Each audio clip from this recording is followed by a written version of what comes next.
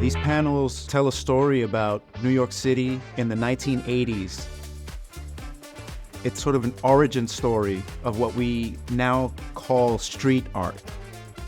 Keith noticed an empty subway panel with very black matte paper, and he got the idea to get some chalk and do a drawing.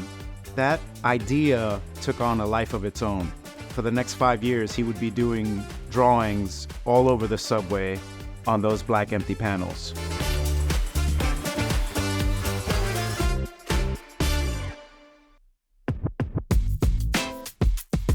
Sotheby's is delighted to present 31 subway drawings by Keith Haring from the Collection of Larry Warsh. These works are really drenched in exuberance and spontaneity. Haring was fervently drawing these with really nimble white chalk with such exactitude and precision, so speed was the name of the game. He was drawing maybe 30 to 40 in a 3-hour shift. He was moving through the subway space.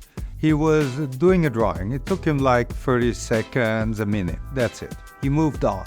He moved to the next black paper. He did it over the course of many years, but there's not many of them preserved, and especially in good conditions. I met Keith in May of 1988. He was the epitome of cool. I started using the subway system at age 13 when I was going to high school, and that's where I became aware of the subway drawings. They were very mysterious, and they could mean a myriad of different things.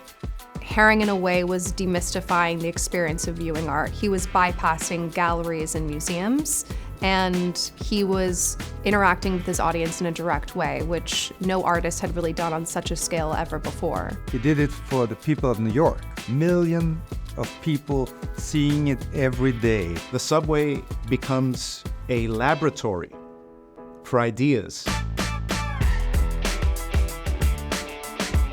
When you look at his alphabet, you see all that was discovered, was created in the subway. Is it the barking dog, the human being closing his eyes?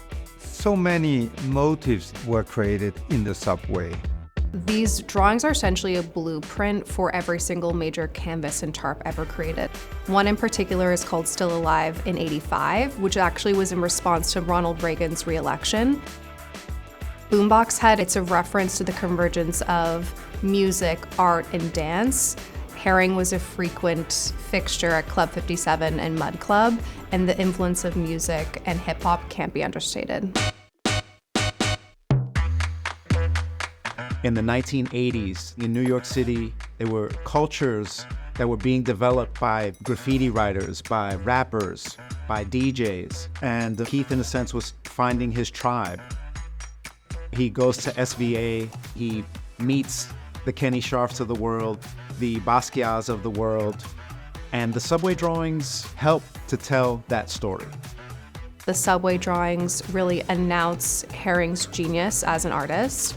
They established his lexicon as one of the most instantly identifiable and secured his legacy as the most influential artist of the 20th century.